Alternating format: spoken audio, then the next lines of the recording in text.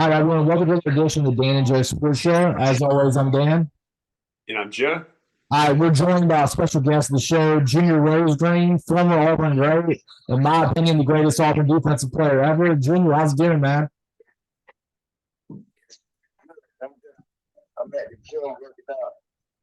I always try to keep my body and my mind right because, I coach a 6-0 Miami Northern football team, and we doing our thing. We got a big game against Miami Central Friday on Friday the 13th, and two top teams in Dade County.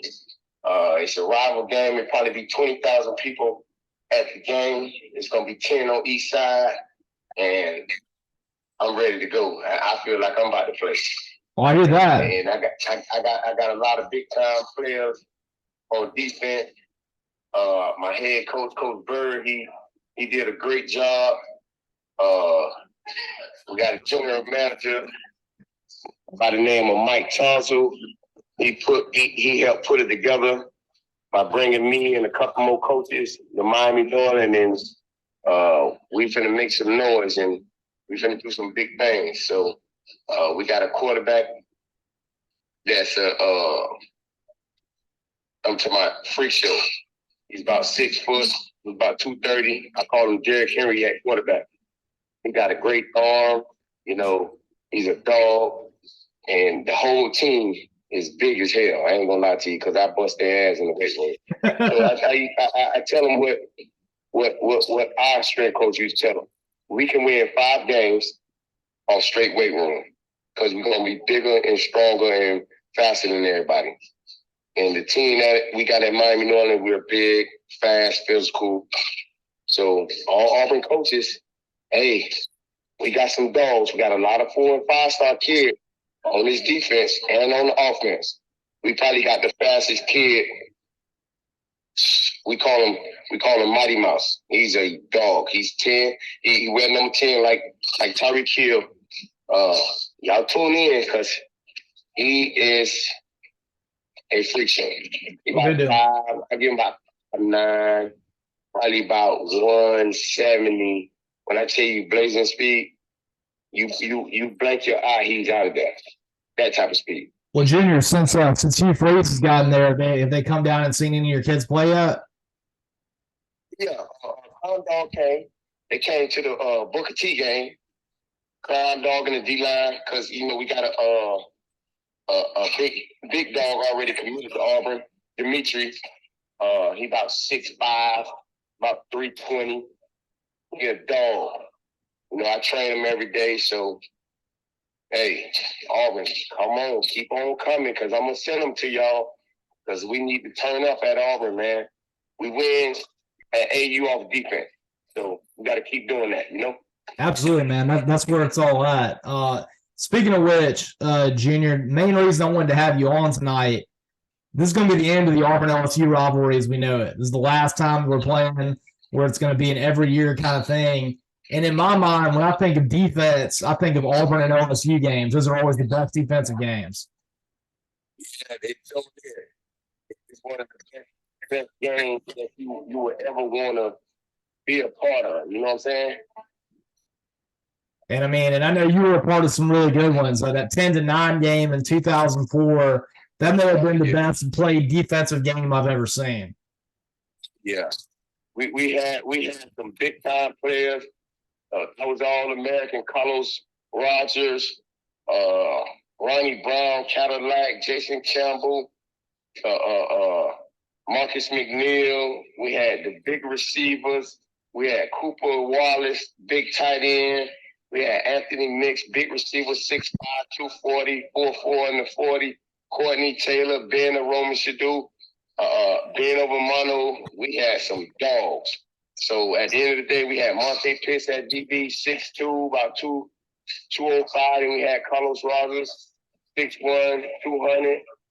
Then I was 6 feet, 1, 205. So we had some dogs, man. That's right, man.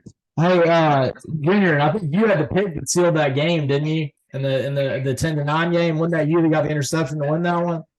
Yeah. I had to pick the send them boys home. Mm-hmm. Yeah, that may have been my favorite game from that year. Let me ask you this, man. You were there. Well, you were there from 2000 2004, right? Yeah. All right. So you were there at the beginning of that bad streak that we had, where we went to Baton Rouge, 21 years in a row and couldn't beat them. Yeah. So 01 and 03, you went there, and I think those are LSU teams that won the SEC championship each year, right? Yeah. All right. What's it like to play in Death Valley as a road team?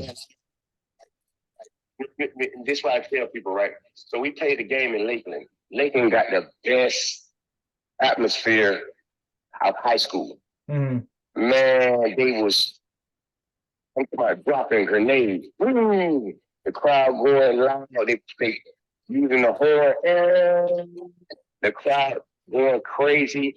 And this is state champions. And we beat them the first game of the season. And it was the top. It was one of the top teams in the country. You understand? So we went at their house and beat them 49-34. So that says a lot about all the hard work that we put in the weight room. From the spring through the summer. Our kids gained 20 to 40 pounds from the spring to the summer. And that's a lot of good weight. You know what I'm saying? That's why people say when they come see it, they be like, man, coach, y'all big. Man, what they eat, we eat weights. You know, we live and die. Weights, running on the hill. I killed them on the beach. So, you know, look at me. People still think I'm in my 20s. But I never tell people my age, but almost 40. I gotta somewhere in that range. You know what I'm saying? I can still run.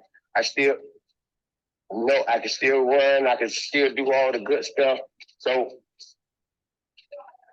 you know what I'm saying? So at the end of the day, it comes down to, you know, doing the good deed, you know what I'm saying? Handling business. So let me ask you this, man. You know, we've only beaten LSU and Baton Rouge once in the last 25 years. What is it they got to do to be able to get a W this weekend? Man, I'm being honest with you. If they come out there and punch them people in the face, we can win. So we got to get Dave Davis in his mouth. He ain't been getting hit that much this year. No, we got to get him in his mouth. Well, let me ask you this. I don't really remember much about the 01 and the 03 games. What were those games like when you went to Baton Rouge? I mean, those were SEC championship LSU teams. Were they close ones? We coach, man. You talking about games that you'll never get back. You know what I'm saying? So at the end of the day, that's what it's all about. Were either one of those night games, Junior, or were they ones that were like 2:30 games? Did you ever get to play at night in Death Valley? Yeah, it was a night game. I hear that. Well, man, with you being down in the Miami area, let me ask you this: how's everybody? How they treating Mario Cristobal after what he did last week? Well, you know how that goes. They up and down. You know how that goes. I tell people Mario is a good recruiter. I don't take nothing from him. He's a good recruiter. Yeah, he's a very good recruiter. Did Tuberville ever make a mistake like that?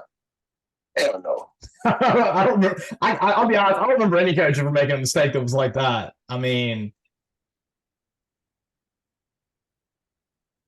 hell no. You ever even been in a game where somebody did something like that? No, I never even been in a game like that. I mean, I just don't. I don't even know how do you explain that, man. I mean, you know, Miami's got to have 40 different assistants down there. One of them can tell Mario all you got to do is kneel it right now. I mean, it's the dumbest thing I've ever seen. I mean, and the worst part about it, Junior, I think he did it one time back when he was at Oregon. He had the same thing happen. Same bullshit. I mean, that's just terrible. Yeah. Joe, you got something? I think my mic may be muted. Oh yeah. No, I mean, I've never seen anything like that before. Let me ask you this, Junior. Who's your favorite DB on Auburn's team right now? Is it Jalen Simpson with all of his INTs? He's got 4 of them right now. Like Simpson, and I like number 4 because he wear my number. Okay. I mean, that's one place where I think Auburn's actually got some dogs in the DB room. That might be the only place they really got it. I mean, this year in terms of talent. Yeah. What do you think about Asante, the linebacker? He's been playing some crazy ball this year. He a dog. 9. You talking about number 9? Yeah, number 9, Eugene Asante. Yeah, he a dog. And I mean, one thing I don't understand is he didn't even start. He's been there for 3 years and he never started under Harsin. Hey, Harsin don't know what Freeze know. Exactly.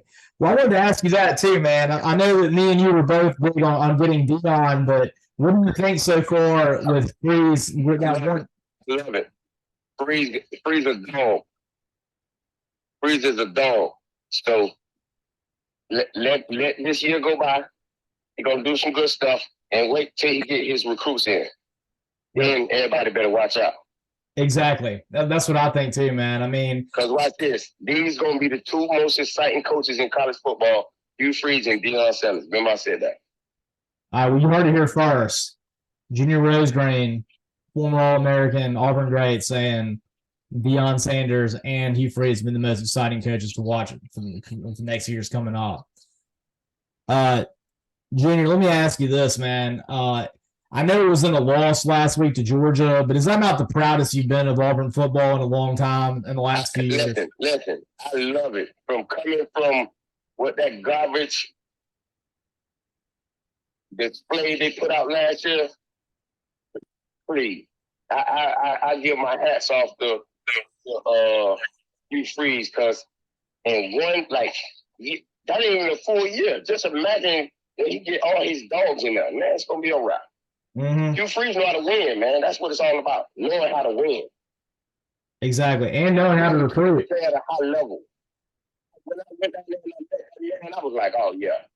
That man reminded me of Tuberville. But let me tell you what, Tuberville, he was such a dog, man. Every Friday, I used to go in his office, and he'd be like, Junior, that defense ready? I said, Coach, we finna beat they ass. And he said, that's all I want to hear. As long as I hear from you, I know it's going down. So he never was worried. Every game, he never had to worry about it. But when I say, Coach, I got you, he know I got him. Well, and this year, I mean, you got Ronnie Brown and Jason Campbell and Cadillac. Come on, man. What you worried about? Absolutely. Yeah, this year it's a little bit more. The defense has a lot on them. I mean, I haven't had a single game this year where I've been disappointed with them, though. Even that A&M game, I mean, you can't do anything about it when your offense is playing like that. Hey, Auburn fans, hold on to your seatbelt. We coming. I hear that, man. Well, this is a big one right here. I mean, I think that, they went out, they played Georgia close at home, almost got the W. But, I mean, this would be monumental if they could get this one. Yeah, we'll be rocking, and I hope it's a night game. So fans can be all liquored up and talking shit, and let's get out there. I agree, man. War Eagle. We got a great chance at home. I mean, especially when you see that both times Bama's been on the road, all kinds of penalties all over the place. And Junior, you know that when Jordan Hare gets going, that's the best environment in college football right there. Man, please, I get chills when I even think about being on that field, man. I know, that's man. Legendary. That's where legends be born at. Well, good deal, man. Well, you keep doing what you're doing, making some good recruits down there in South Florida, and we appreciate it, man. All right, give me a final score for this weekend. War Eagle, Junior. 17, Auburn. Let's go, War Eagle. All right, War Eagle. Thanks, Junior. You have a good one, man. All right, you too. All right, and I want to thank our special guest, Junior Rosegreen. Definitely one of the all-time greats at Auburn, and still looks like he's ready to play, Joe. Yeah, it seems like he's doing really well, and good luck to his team. Looks like they got a big game coming up tomorrow night. That's right, yeah. And, something too, like, I'm glad that he's down there because back when Auburn really was killing it, they always had a pipeline to recruits down in the Miami, South Florida area. I mean, that was kind of something that Tuberville did really good at, big players like Junior Rosegreen down in Miami.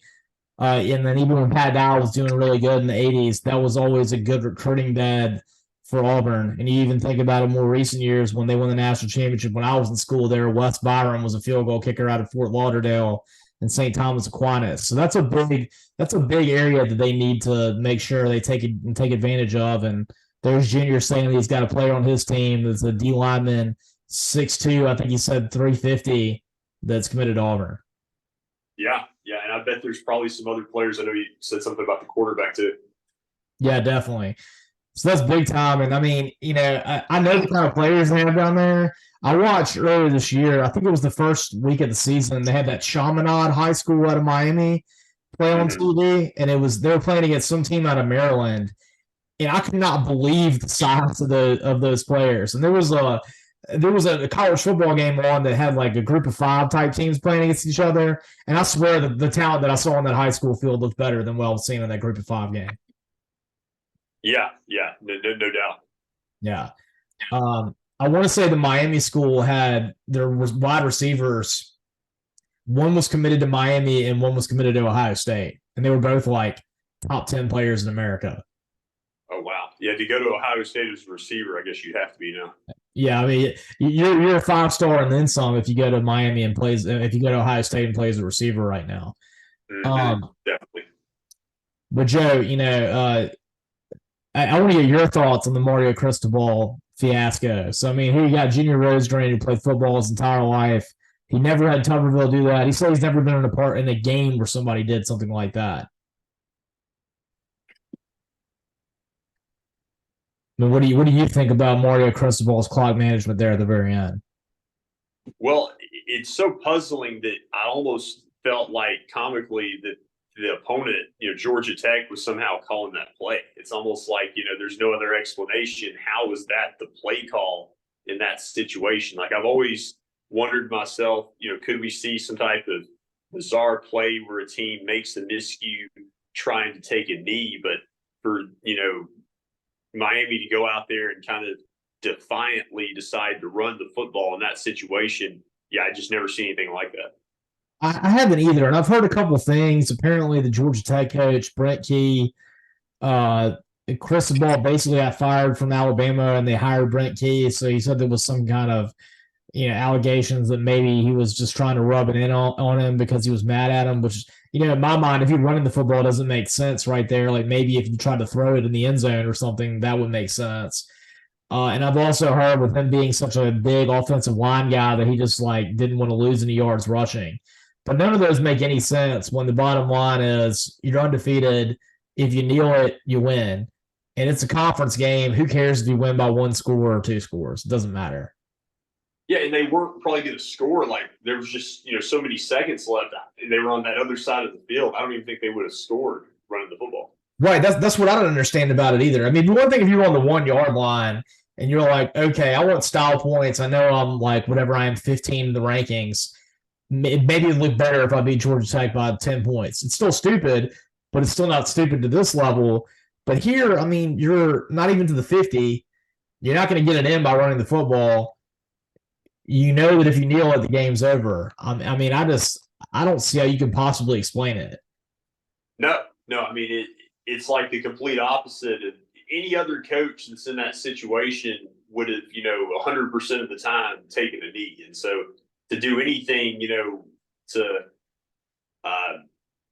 anything but that, to me, is just no explanation. No, exactly. I mean, and then to make it worse, he's done it before. He did it against Stanford back in 2018 when he was Oregon's coach, and they lost. How could you possibly not have learned your lesson from something that almost no coach has ever done anyway?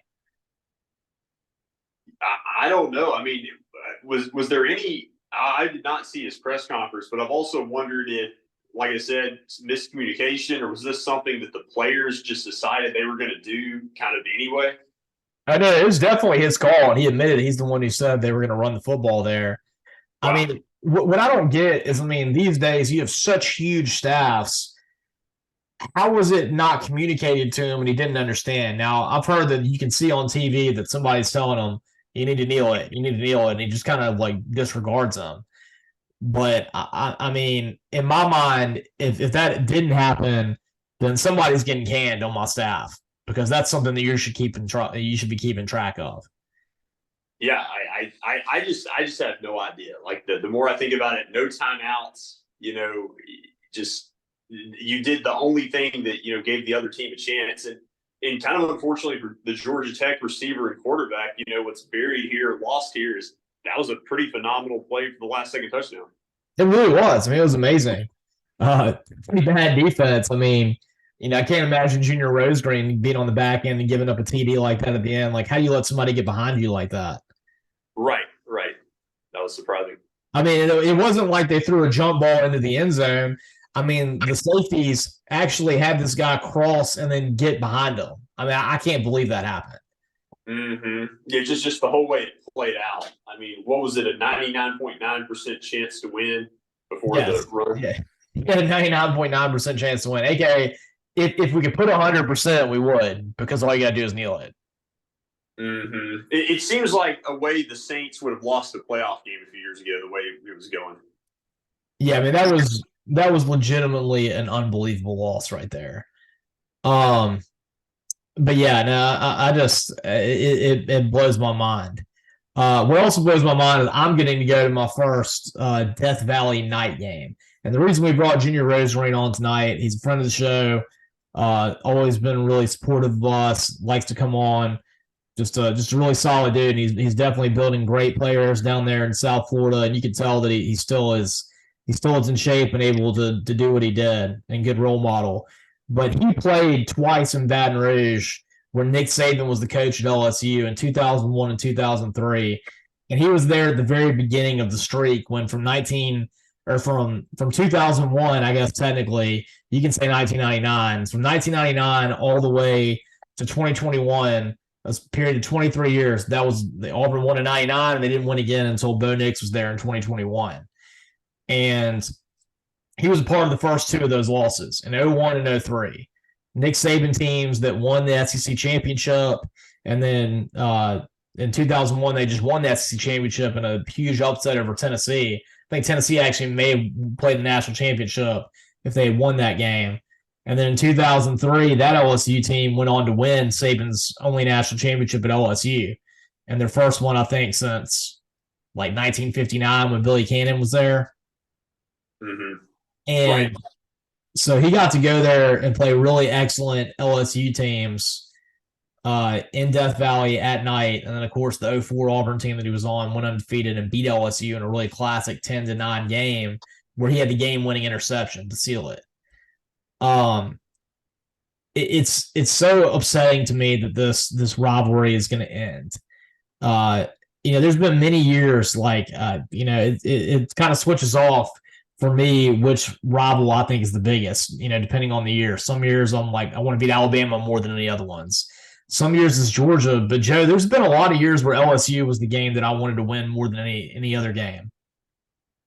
I could see that. I know, like, for Ole Miss, I always feel like there's games that I want to win and there's games I just don't want to lose, if that makes sense. Like, I don't want to lose to Mississippi State. Like, I don't really care so much that they beat Mississippi State. I don't want to lose to Mississippi State. Like, I enjoy, like, maybe beating a team like LSU or if they rarely beat, an Alabama. But honestly, I mean, to me, it just goes to show you how tough it is to win on the road in the SEC. Like, there are a lot of teams that will sometimes go like a decade between road wins in the SEC. Like, it's really tough, in those venues. Yeah, I mean, look at Tennessee right now. I mean, they're going to have the next time they play in Gainesville, it'll be the same level of streak. So it's 23 years between Auburn winning and Baton Rouge. That'll be the 23rd year between the last time that they beat Florida down the swamp. So even Tennessee right now is going through a similar kind of thing. I mean, sometimes there's a road environment that almost becomes a self-fulfilling prophecy. Mm-hmm. Yeah, no doubt. I mean, when we saw that, also with Tennessee at Florida, more recently that's been a house of horrors for them as well. And you think about Alabama too, when they're playing there. And so, yeah, I think that just the road venues are obviously just going to be tough in the SEC. But going back to your original point, it is definitely a travesty that we will not continue to see these rivalries like LSU Auburn that we're accustomed to. I think it's going to be a lot different, and I'm not necessarily sure if it's going to be in a good way. Yeah, I mean, you can't tell me that it's a positive that Auburn no longer gets to play LSU every season. It's just not. I mean, I probably, Joe, have been to more Auburn LSU games than I have any other game. It's always been a rivalry that we beat them at Jordan-Hare, they beat us at Tiger Stadium. So it's always been like that. And I've been to, I don't know, 7 or 8 Auburn LSU games in Jordan-Hare. This will be the first one I've ever been to in Baton Rouge and my first night game ever there. But it was always one that I was just interested in. I mean, there's I feel like Auburn fans get into it more with LSU fans than they do any other fan base. Even the fans don't like each other in it. And I've always found that Auburn fans were really nice to visiting fans. But when LSU fans get in town, it seems like Auburn kind of flips the other side and they're not as nice as they were before. So, I mean, it's a shame that we're going to lose that. Yeah, it'll be interesting to see. I'll be interested to see, obviously there won't be a team that will replace that, but will there be a team that kind of fills that void, that kind of picks up the slack in that rivalry? But I'll tell you, I noticed it here locally with Southern Miss, even being when they were in Conference USA. When Conference USA went through all that realignment and you stopped having teams like Tulane and Houston and Memphis come to town, it was a lot different. It's just not the same excitement if you're a team, like Southern Miss used to playing Tulane every year, and then you go to playing like Old Dominion. That's just not the same thing. No, it isn't the same thing. And I mean, Texas and Oklahoma are fantastic. They're great additions to the SEC. But I just don't know that you're ever going to have that kind of feel.